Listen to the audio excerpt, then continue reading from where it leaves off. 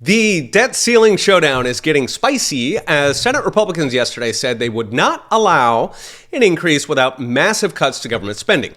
Meanwhile, Treasury Secretary Yellen said Joe Biden's threat to use a Civil War-era amendment to force a ceiling break would spark a, quote, constitutional crisis. Now, if you're just tuning in, the background here is that the U.S. government is broke.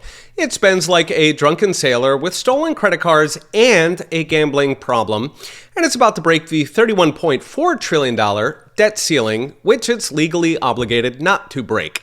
Instead of doing the right thing and just stopping deficits, they are instead doing everything possible to frog march small government skeptics into swindling another couple trillion from the American people. Now, in the U.S., all new laws start in the House, and raising the debt ceiling requires a new law. So the House Republicans passed a new ceiling to cover the next year, but they required about $4.8 trillion in spending cuts over the next 10 years. Yesterday, enough Senate Republicans announced that they agree, and they'll only approve a ceiling raise with similarly big cuts to spending. So what happens next? Yellen says the limit could hit as early as 3 weeks, which is June 1st. At which point they would have to stop the deficit. Remember, they still collect taxes.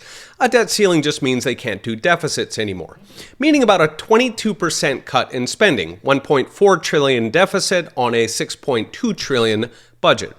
Now, I mentioned the other day that history suggests strongly that they will indeed keep paying interest on the existing debt, since governments always pay their investors first, because otherwise they wouldn't be able to have any more deficits in the future. The investors would not buy them.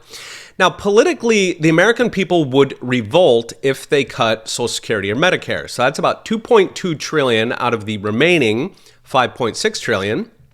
So that leaves $3.4 to absorb $1.4 trillion of deficit reduction.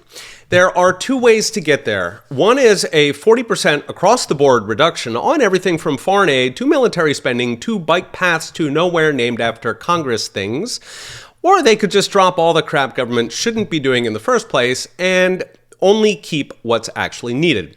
Now, 40% does sound like a lot. It certainly is to the bureaucrats grown fat on the backs of the people, making twice what we make and retiring at 42.